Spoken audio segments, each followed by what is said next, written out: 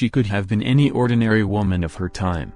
No status, no title, and a name that time did not preserve. The Bible doesn't even mention it. But that didn't stop her from making history.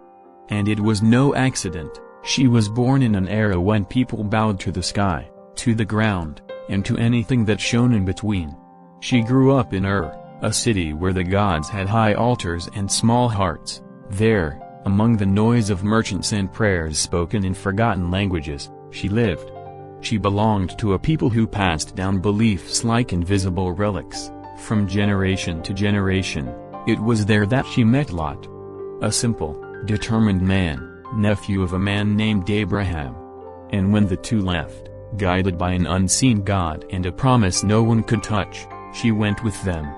Not out of faith, at least not hers. Maybe for love, maybe just out of habit. She only knew she was leaving everything behind: clay houses, dusty streets, stone idols. The journey was hard. Sleeping in tents, walking through deserts, depending on the sky for food and shelter. But she kept going, because Lot did. And Lot went because Abraham went. Everything stayed like that until the day the shepherds started to argue: too many herds, not enough land. And so, separation came. Lot had to choose a new place. He chose a fertile, beautiful land, full of life. Its name? Sodom. She didn't know it yet, but that choice would change everything. Lot saw a green valley, rivers winding like they were dancing. The choice seemed obvious. There was water, food, a city. For her, it was almost a relief. No more deserts, no more sleeping under cold stars. Finally, a real home, walls, neighbors, routine. When she saw Sodom for the first time, she was in awe. Stone towers, sweet smells, colorful fabrics, crowded streets. It was a new world, and she fell in love with it. She adapted quickly. I learned to bargain, to host guests, to live that fast-paced life. But soon, she noticed, something was off. People laughed at sacred things, made fun of serious matters. She saw it. But pretended not to. It was easier that way. After all, who wants to ruin a good life over a few oddities? Time went on. Her daughters grew, the routine settled in, and the past became just dust in her memory. Until two men arrived. Strangers. Seriously. They came with a message, not a pleasant one. Sodom looked vibrant on the outside. Music, parties, business, scents in the air. But something dark lingered. At night, the city seemed to hold its breath. And though she didn't fully understand it, she often felt an unexplainable unease. Lot, meanwhile, grew restless. One day, two visitors arrived with eyes like fire and a presence that left no room for argument. They weren't there to trade. They came to warn. God had had enough. Evil had gone too far. The city would be destroyed. They had to leave, immediately. She frozen. Leave. Just like that? Abandon the house, the clothes, the memories, the friends? Run because of some divine order? But there was no time. It fled, or perished. And one command was crystal clear: do not look back. Before dawn, they were dragged by the hands.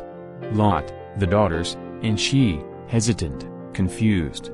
No time to think. As they ran, the city lost its glow and noise.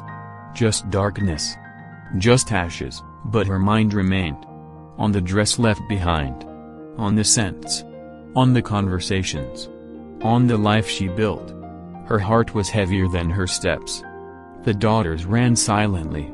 Lot said nothing. And she kept walking, but part of her head never left. The sky turned red. Not dawn, something else. Destruction. The ground trembled. The air thickened with smoke. And even then, she hesitated. A deep rumble came, as if from the earth itself. She paused. Her body moved, but her mind was still back there. And then, she turned, a small gesture. Quick. But final. Time for ours.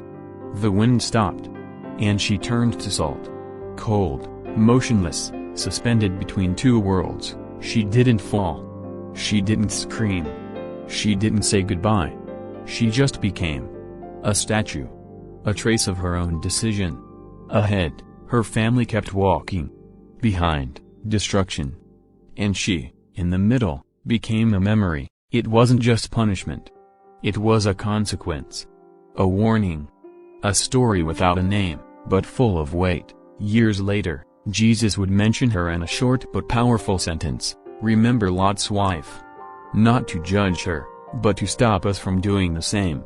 From clinging to what is already lost. She wasn't a wicked woman. Just human. Her mistake? Not letting go of what was already gone. How many times do we do the same? Replaying memories, clinging to old wounds, remaining stuck where there's no more life. She stayed. But the story moved forward. The sky still speaks of choices.